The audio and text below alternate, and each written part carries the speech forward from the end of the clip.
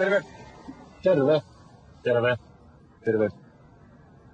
Tulitte varmaan asentamaan laajakaistaa. Kyllä. Ajakaa tuohon ajoluistalle. Mä otan mun auton ensin pois tallista. Selvä.